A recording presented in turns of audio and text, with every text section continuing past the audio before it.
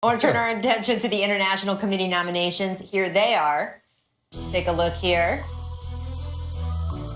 We're going to, Tony Kukoc obviously has a lot of rings to his resume here. And the one we want to talk about the most, though, is Vlade Divac, who hails from Serbia, of course, played 16 seasons in the NBA.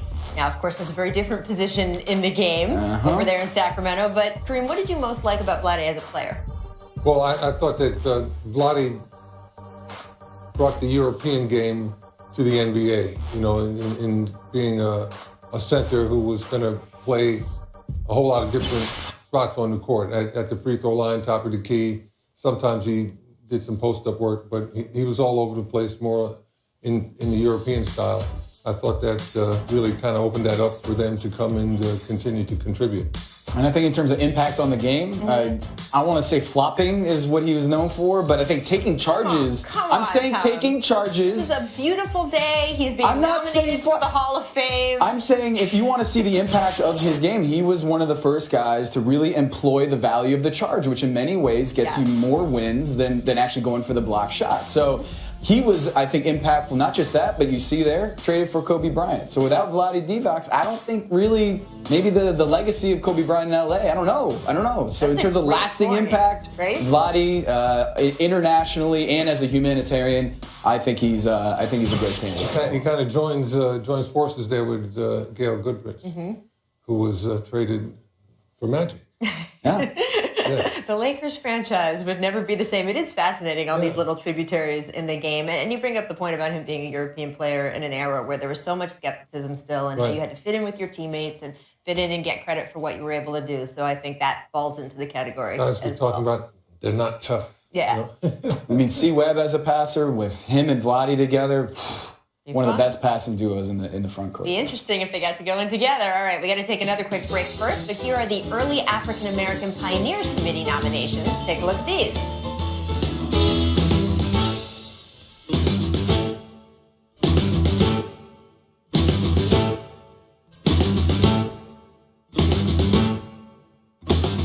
The Jump is presented by Dewar's, the world's most awarded blended Scotch whiskey. Live true. Drink responsibly. I want to move on to the next nominee, Mr. Chris Webber. C. Webb played for a year in Golden State before going to Washington, which is, of course, where I got to know him during his 4 years there. And we know how good he was in Sacramento before he then bounced around a little bit and ended up back with the Warriors in 2007. Tom, make the case for C. Webb. How are his 20 points and 10 boards stacking up? There's going to be a lot of debate here for C. Webb, but for me, it's not a debate. You look at his per-game numbers in his career. These are career averages of 20.7 points, 9.8 rebounds, 4.2 assists. The guys who have done that in their entire career, Wilt Chamberlain, Elgin Baylor, Larry Bird, and Billy Cunningham, four of the greatest players of all time. And then there's Chris Webber. This guy was a production machine and one of the best passing bigs ever to play the game of basketball. So for me, again, it's not a debate. I think Chris Webber should be it. What did you like about seeing Chris play? I like the fact that Chris had a varied kind of game. He'd back you in sometimes he'd face you up. Sometimes he'd take it on the dribble and find people that were open. I think that's what made his game so adaptable to the different teams that he played on. Well, we have another big man on the list to get to, Ben Wallace. You know, he's only listed at 6'9", 240 pounds, and his numbers, I mean, they aren't the exceptional numbers, but it is a good thing the Basketball Hall of Fame is about more than numbers. Wallace was a ferocious competitor from 96 to 2012, Defensive Player of the Year 4 times, 5 All-Star Game appearances, NBA title in 2004.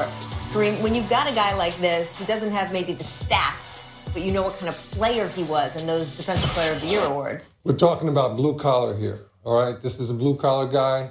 He goes out there and works in the trenches. Not very pretty, not a whole lot of flashy stats, but you end up winning games with guys like that. I played with a couple of guys like that. Yes, you did. A guy named Kupchak and a guy named Rambis. You know, they make things happen and usually have a lot of nights where they got bruises, but their teams win. Well, if he gets in, he will have earned it for sure. Tom, what do you make of Ben's chances here? I mean, 4-time Defensive Player of the Year. Look at this blind resume here. Player number 1 versus player number 2.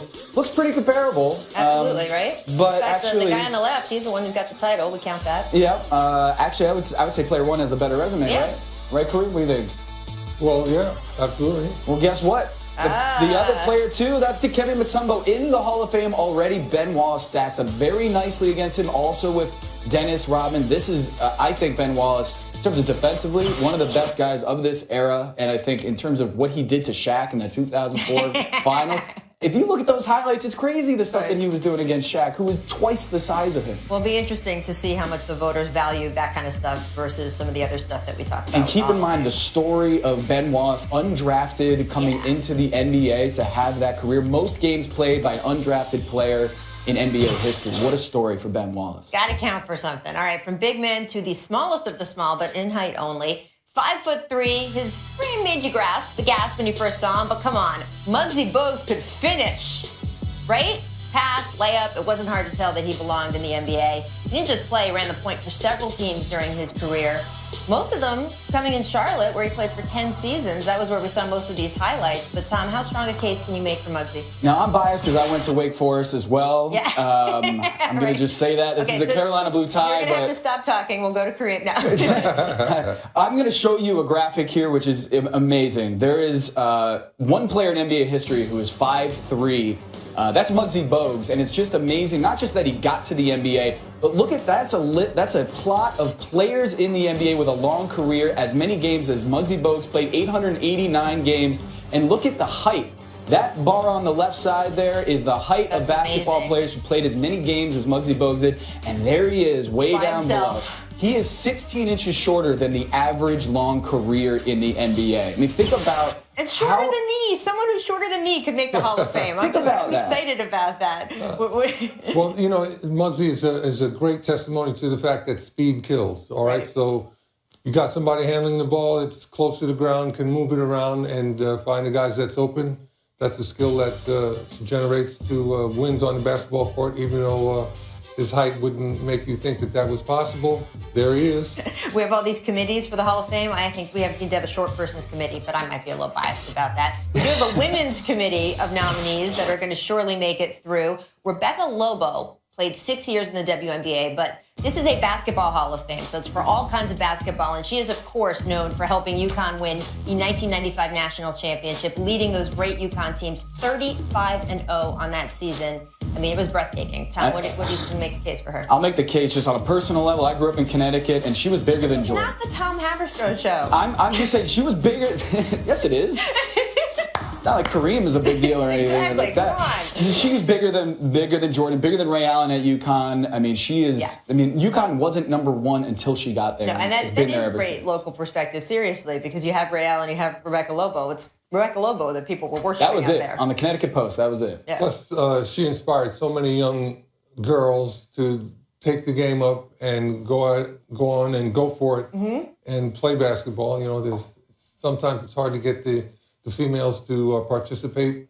They saw someone like her going out there and playing with class and determination. They followed her, and now women's basketball has found its niche. Absolutely, part of a cultural change, and of course, still a member of our ESPN team, broadcasting some games for us. Teresa Witherspoon, synonymous with the New York Liberty. She spent 8 years there, including the 1997 inaugural WNBA season. Tom, what you got for Witherspoon? Can we just show the shot that she had? I mean, one of the most iconic shots in not just NBA or WNBA. One of the most iconic shots there in the finals, where she hit a half-court shot to send it into extend the game. I mean, I don't know. I don't watch too much about WNBA. I just know that shot is one of the most amazing things I've ever seen. Everyone thought it was over. Everyone on the court. That's what's so amazing. The confetti was coming down. Here are the other women's committee nominees. That includes Notre Dame coach Muffet McGraw. She's won over 700 games in South Bend. Kim Mulkey, she's won over 400 games in her current position as Baylor's women's coach. So really some incredible nominees there. All right, coming up on this special edition of The Jump, we're going to talk coaches. We've got international nominees, but let's go to break with a look at the rest of the North American Committee player nominations. Enjoy.